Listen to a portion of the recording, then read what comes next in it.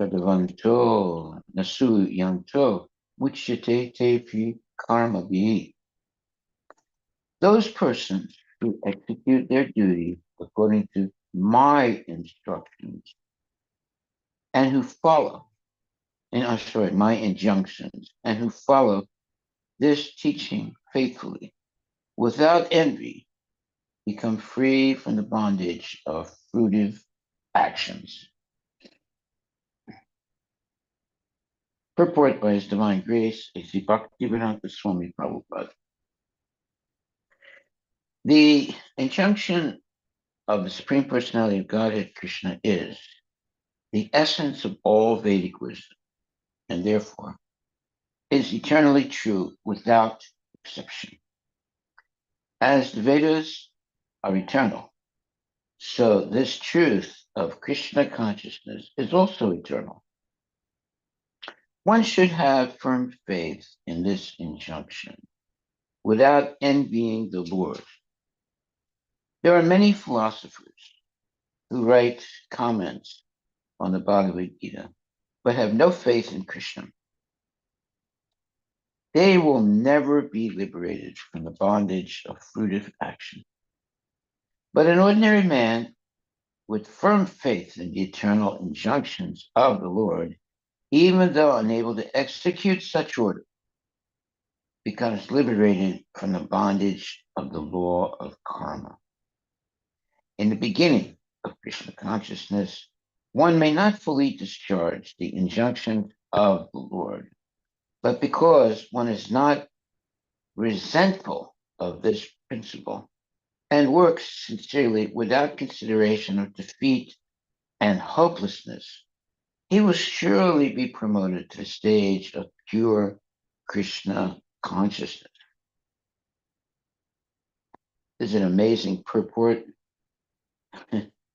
And this is one of those purports that gives a lot of hope for devotees and for all kinds of people. So the text 31 says, Ye me vatam idam nityam anatistanti manava shadavanto nasu yanto muchyante pikarma vihi. Those persons who execute their duties according to my injunctions. So an injunction as compared to my instructions, an injunction is an authoritative like warning or order or warning. So it has more, let's say, authority than simply a statement. Okay, so those persons who execute their duties according to my injunction, Krishna is speaking, and who follow this teaching faithfully without envy, become free from the bondage of fruitive actions. Yeah, so Krishna accepts Arjuna because Arjuna is not envious of the Lord and he is faithfully engaged in the service of the Lord. So one has to be free of enviousness of the Lord. And also one should be uh, follow the teachings faithfully of the Lord. So the purport says the injunction of the Supreme Personality of Godhead, Krishna. Let's get this straight now. When it says an injunction, it has more, let's say, more importance than simply a statement. It means it's something that's authoritative and it's an order that must be followed. The injunction of the Supreme Personality of Godhead, Krishna, is the essence of all Vedic wisdom, and therefore is eternally true, without exception. As the Vedas are eternal, so the truth of Krishna consciousness is also eternal. One should have firm faith in this injunction without envying the Lord. There are many false philosophers who write comments on the Bhagavad Gita, but have no faith in Krishna. They will never be liberated from the bondage of fruitive action. But an ordinary man with firm faith in the eternal injunctions of the Lord, even though unable to execute such orders, becomes liberated from the bondage of the law of karma. In the beginning of Krishna consciousness, one may not fully discharge the injunctions of the Lord. But because one is not resentful of this principle and works sincerely without consideration of defeat and hopelessness, he will surely be promoted to the stage of pure Krishna consciousness. Hare Krishna, Krishna Krishna, Hare Hare, Hare Rama, Ram Ram, Hare Hare.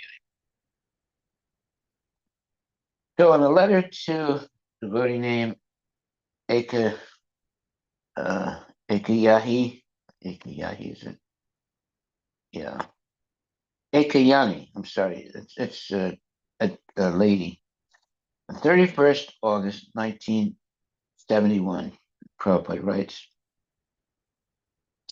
anyone who desires to serve Krishna is liberated.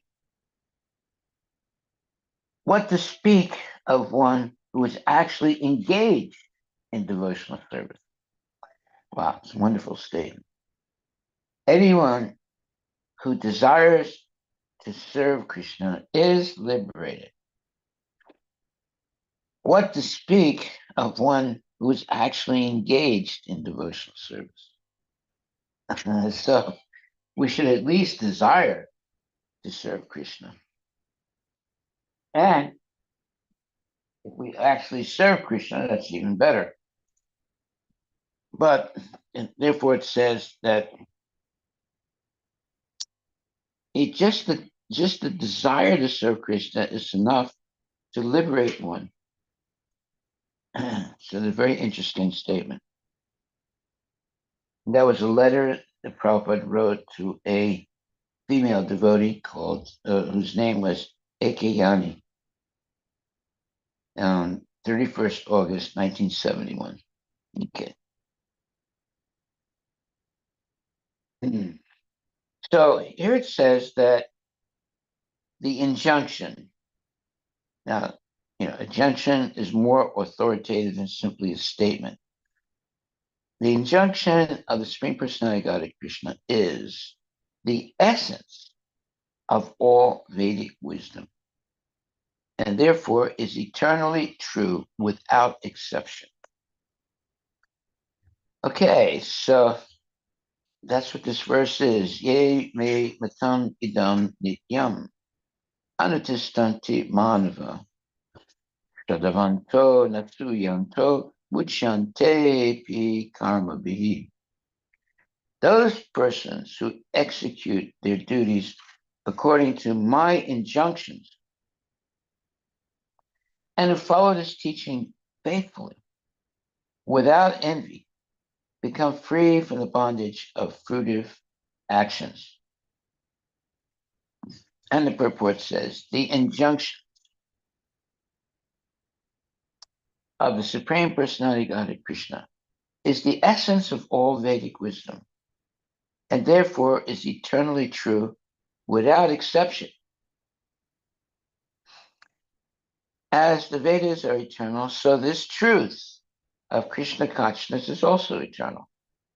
One should have firm faith in this injunction without envying the Lord. Well, what is this injunction? Well, Krishna says in this verse, 631, chapter 3, those persons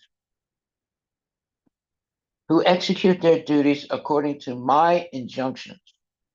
Now, injunctions Again, it means authoritative order, something that you must do. According to my let's see, all Vedic. The injunction of Supreme Personality Godhead Krishna is the essence of all Vedic wisdom and therefore is eternally true without exception. As the Vedas are eternal, so this truth of Krishna consciousness is also eternal. One should have firm faith in this injunction without envying the Lord. All right, what's the injunction? It is that persons who execute their duties according to my injunctions and who follow the teaching faithfully without envy become free from the bondage of fruitive actions. One should have firm faith in this injunction without envying the Lord. There are many philosophers who write comments on the Bhagavad Gita but have no faith in Krishna. They will never be liberated from the bondage of fruitive action. But an ordinary man with firm faith in the eternal injunctions of the Lord, even though unable to execute such orders, becomes liberated from the bondage of the law of karma. Wow, what a fantastic statement. In the beginning of Krishna consciousness, one may not fully discharge the injunctions of the Lord, but because one is not resentful of this principle and works sincerely without consideration of defeat and hopelessness, he will surely be promoted to the stage of pure Krishna consciousness. Srila Prabhupada ki jai. Haribol, Haribol. So even if we are unable to execute, What? even though we are unable to execute, Yeah, but you want to, and you're not adverse to trying. In other words, you don't deny that it's valid. Let's put it like that. Yeah, go ahead. Yeah, basically the desire to execute should be there, and even if you cannot for whatever circumstances, your faith is not wavered. Your faith in Lord's instructions, injunctions is firm. Then you are in the liberated state. Yes. Yes. A lot of hope that not every instruction we're able to follow sometimes. Just as long as you have faith that it's the right thing, even if you can't do it, but you have faith it's the right thing, you'll still be liberated.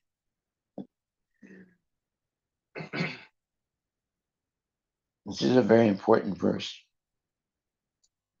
That's why it says, but an ordinary man with firm faith in the eternal injunctions of the Lord, even though unable to execute such orders, becomes liberated from the bondage of the law of karma. In the beginning of Krishna consciousness, one may not fully discharge the injunctions of the Lord, but because one is not resentful of this principle and works sincerely without consideration of defeat and hopelessness, he will surely be promoted to the stage of pure Krishna consciousness. And I'll read this again, the letter to Ekayani, a female disciple of Prabhupada, 31st August 1971. Anyone who desires to serve Krishna is liberated. What to speak of one who is actually engaged in devotional service? Very nice statement by Prabhupada. And that, what is the date, Maharaj, again? It's a letter to a devotee named Ekayani, 31st August 1971. We should get I used to have all of Prabhupada's books. You have them. They're at the temple. No, they're right here. All the books are here. No. There's more books than that. You have anyway. There are more. There are many more books. Yeah, I may have them at the temple. I should bring them all. So those are the letters. See? But there are other books. Converse, room conversations and things like that. There's a whole bunch of them. There's like, I don't know, like 18 or something like that. They're very good to have because there's a lot of information. We can bring it from the temple. Okay, so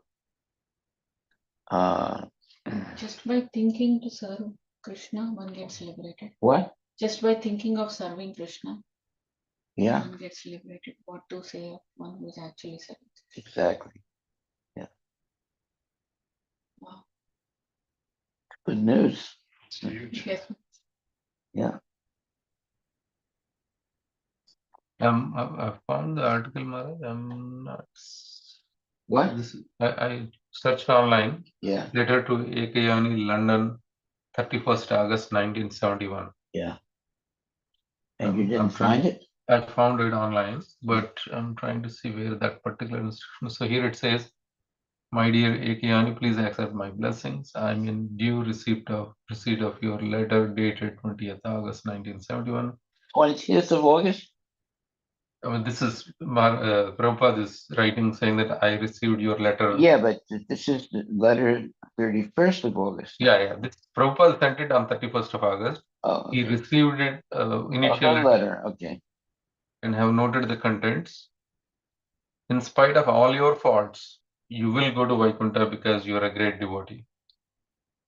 Don't create some abnormal condition. Please go back to your husband and live peacefully and execute Krishna consciousness together. You will also not take sannyas out of order, out of frustration. You're an intelligent girl and an advanced student. You should know that our main business is Krishna consciousness. So fighting between the husband and wife is not to be taken very seriously. So if you have any respect for me, I request you not to quarrel with your husband. Live peacefully, chant Hare Krishna, and try to serve the cause as best as possible. I try to serve the cows. Is that what it says? No, try to serve the cause. Oh, the cause. Yeah, the cause.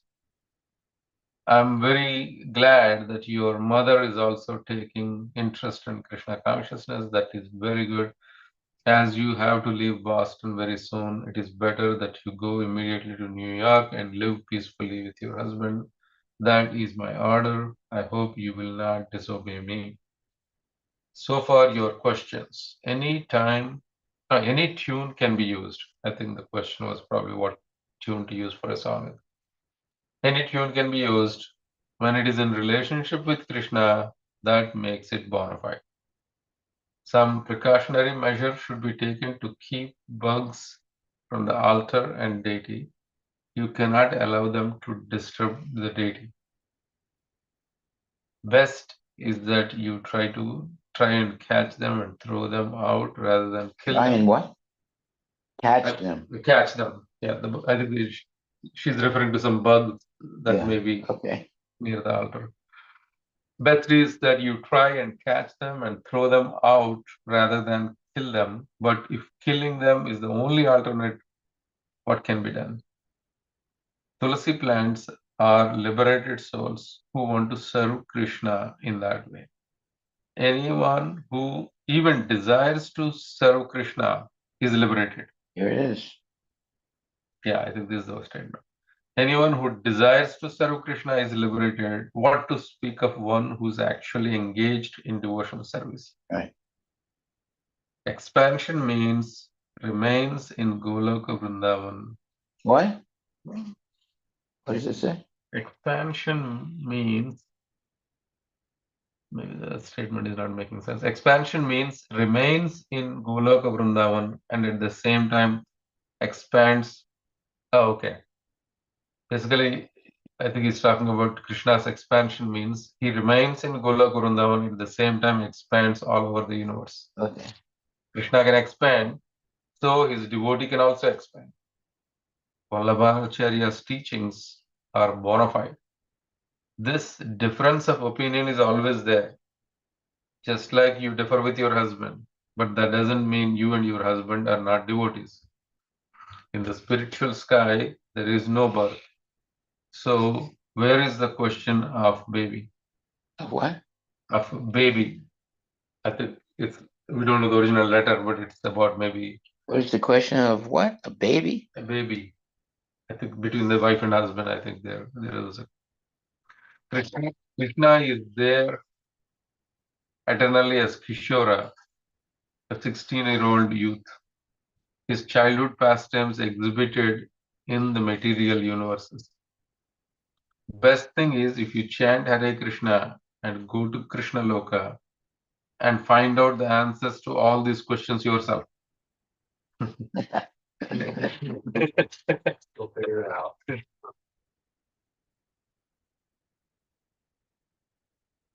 That's it?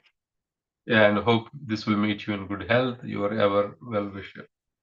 A.C. Bhaktivedanta Swami Srila Prabhupada. Haribol. That's a nice letter. Okay. That statement is good. Best thing is if you chant Hare Krishna and go to Krishna Loka and find out the answers to all these questions yourself. That's right. Well, he gave her good advice. She shouldn't argue with her husband. Yes, ma'am. And you should go to the Vaikuntha to find out all the answers to your question. Okay. So the statement is very interesting. It says, but an ordinary man with firm faith in the eternal injunctions of the Lord, even though unable to execute such orders, becomes liberated from the bondage of the law of karma. That's a fantastic statement. So, therefore, everything depends on faith. If we have faith that Prabhupada is a pure devotee, if we have faith that Krishna is the Supreme Personality of Godhead, even if we can't follow all the injunctions, and injunctions, all right, they are what? They're much more important than simply statements, right? An injunction is something that you have to follow. It's an authoritative order. But even if you can't follow it, still having faith, firm faith in the eternal injunctions. That's where it says, but an ordinary man with firm faith in the eternal injunctions of the Lord, even though unable to execute such orders, becomes liberated from the bondage of the law of karma. In the beginning of Krishna consciousness, one may not fully discharge the injunctions of the Lord, but because one is not resentful of this principle and works sincerely without consideration of defeat and hopelessness, he will surely be promoted to the stage of pure Krishna consciousness. Okay, so the key words here is without consideration of defeat and hopelessness, and not resentful of the principle, and work sincerely without consideration of defeat and hopelessness. Now, there are people that are always negative, and I have difficulty associating with somebody who's negative. So I usually avoid the association with people that are negative. You have to be positive. You have the faith in Krishna and faith in Krishna's words. So these are serious statements that he's making here. He says, but an ordinary man with firm faith in the eternal injunction of the Lord, even though unable to execute such orders, becomes liberated from the bondage of the law of karma. In the beginning of Krishna consciousness, one may not fully discharge the injunctions of the Lord, but because one is not resentful of this principle and works sincerely without consideration of defeat and hopelessness, he will surely be promoted to the stage of pure Krishna consciousness. It's a wonderful statement by Prabhupada. And he sort of, in this letter to Ekayani, he validates this same statement. He says in 31st August 1971, anyone who desires to serve Krishna is liberated. What to speak of one who is actually engaged in devotional service? Simply desiring to serve Krishna, you're already liberated. Okay, any questions about this important statement? So it's 7:30, so I get the end of the lecture, right? Yeah. The injunctions are basically teachings in Bhagavad Gita. Wait, what? What are the injunctions, the orders that Krishna is giving? Is there the four regulative principles in chanting, or Yeah, but yeah, there's more injunctions. Like throughout Bhagavad Gita, he skips, huh? Well, it says here, a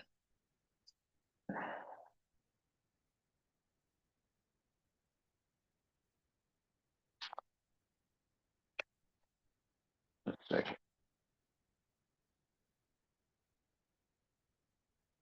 Yeah, like the previous verse, text 30, it says, surrendering all your works unto me with full knowledge of me, without desires for profit, with no claims to proprietorship, and free from lethargy, meaning laziness, fight. So those are the injunctions right there. Yeah.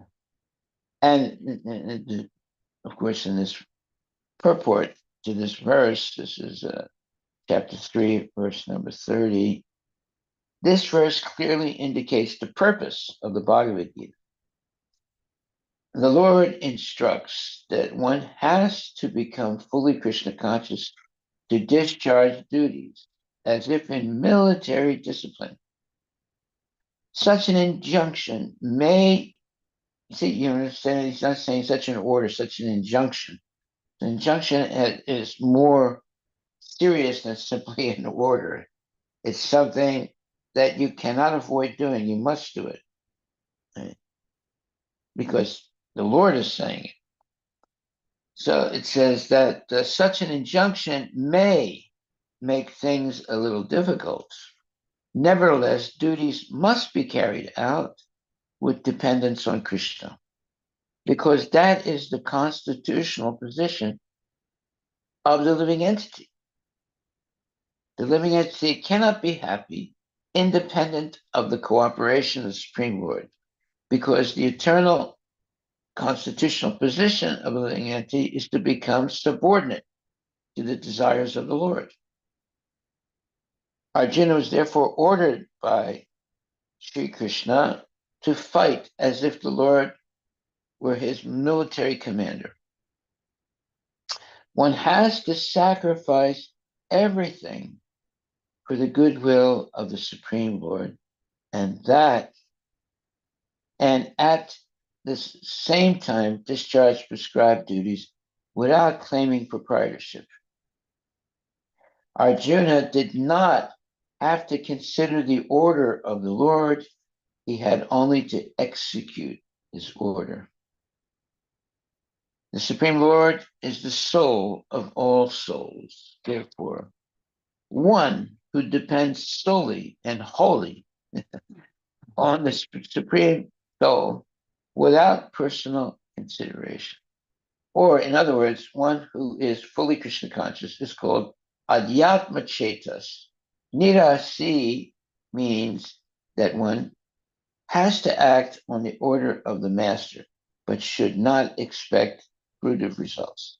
The cashier may count millions of dollars for his employer, but he does not claim a cent for himself. Similarly, one has to realize that nothing in the world belongs to any individual person, but that everything belongs to the Supreme Lord. That is the real purport of Mai, or unto me. And when one acts in such Krishna consciousness, certainly he does not claim proprietorship over anything. This consciousness is called nirmama, or nothing is mine. And if there is any reluctance to execute such a stern order, which is without consideration of so-called kinsmen in the bodily relationship, that reluctance should be thrown off. In this way, one may become vigata jwara, or without feverish mentality, or lethargy, meaning laziness. Everyone, according to his quality and position, has a particular type of work to discharge, and all such duties may be discharged in Krishna consciousness, as described above, that will lead one to the path of liberation. Hari Bol, Hari Bol, Hari Bol. We're very fortunate to hear this today. Any questions?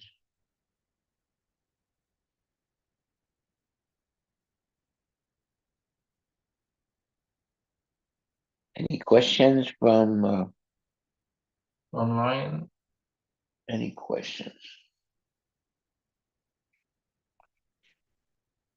Hare Krishna. Hare Krishna, Hare Krishna Guru Maharaj. I wanted to ask not from this verse necessarily, but from second chapter. So in the starting itself, Krishna gives us a knowledge about soul, the difference between matter and spirit, and soul and the body. So everybody, I mean, we are supposed to know this knowledge before we can progress nicely in spirituality, right? This is a basic knowledge. That's why it's given first, if I understand right. But then it's just a theoretical information at this stage. So because we haven't realized that, right? We are not self-realized. I mean, I'm not self-realized. So then how do I apply that knowledge? What do I do with that information? How do I apply that practically? That I am the soul and not the body. You engage in devotional service. That's how you gradually understand that I am not this body. That's the first thing we learn in Krishna consciousness. I'm not this body. Okay. But how do you know that? By engaging in devotional service, it means that I am not this body, but this body belongs to Krishna. That's why I have to engage in devotional service. You see, everything depends on the concept of proprietorship. So, a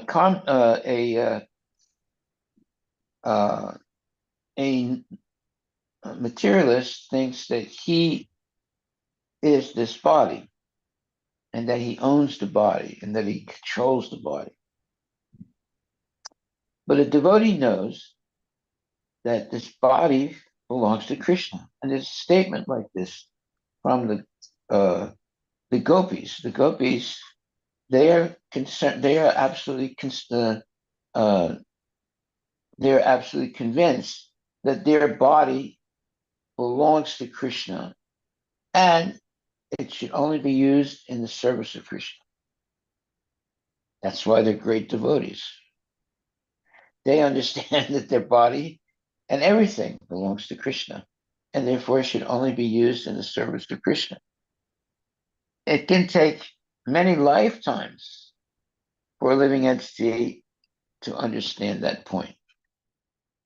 But if you read about the gopis, you'll see that they're absolutely convinced that their body belongs to Krishna and it should be only used in the service of Krishna. So, therefore, if you follow in the footsteps of the gopis, then you will naturally be convinced that your body belongs to Krishna and should be only used in the service of the Lord. All the karmis or materialists, they are convinced that this body belongs to me and I should use it to attain happiness and so forth in this lifetime. And they never come to understanding that the body belongs to Krishna. So you can teach a young kid, you say that you are not this body, but this body belongs to Krishna. Therefore, you should only use the body in the service of Krishna. There you go. That's the whole philosophy of Krishna consciousness. Mhm. Teach that to a child. Go ahead. What do you want to say? No, I just, yeah, that makes sense. Thank you. Thank you very much, Maharaj. So basically, we translate that knowledge into this statement that use this body in service of Krishna. So I am the soul, not this body, translates us into this, that we use this body for Krishna's service. And then Yeah. eventually we'll understand the difference between soul and Also that I am part and parcel of Krishna. I'm not something separated from Krishna. I'm part and parcel of Krishna. And therefore, my real position is to serve Krishna because I have come from Krishna. Krishna is in my heart, and Krishna is maintaining all the functions of my body. Therefore, I should only use my body in the service of Krishna. In other words, we are never away from Krishna. We're always with Krishna. Whereas the materialists, they think that they can be away from God or away from Krishna. And when they think like that, they develop this idea that I am this body. They identify with the material body, and then they identify with sense gratification and so many other things. But the devotee understands that I'm the eternal servant of Krishna.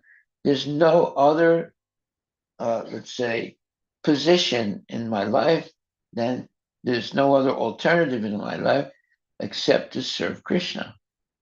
And everything else is just Maya.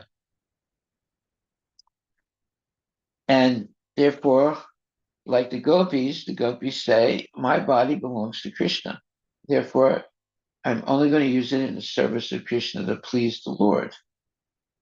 That's their culture. That's their belief. That's their, vocation in life. Is to use their body, their mind, their body, everything in the service of Krishna. We are a little confused, we want to use our mind, our body, sometimes this way, sometimes another way. But when we're convinced that, this body belongs to Krishna, that's the real concept of proprietorship. And the false concept of proprietorship is this body belongs to me. But the gopis, they openly say, this body belongs to Krishna. My body belongs to Krishna. Therefore, I only use it in the service of Krishna. So we should follow the gopis' philosophy.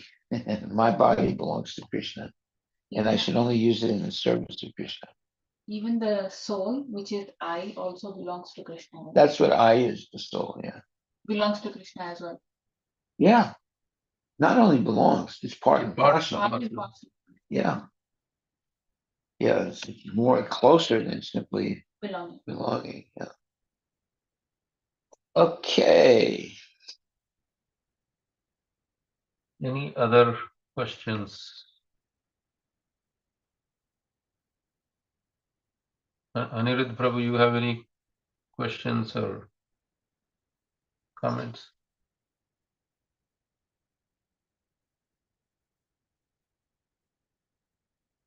Anyone else?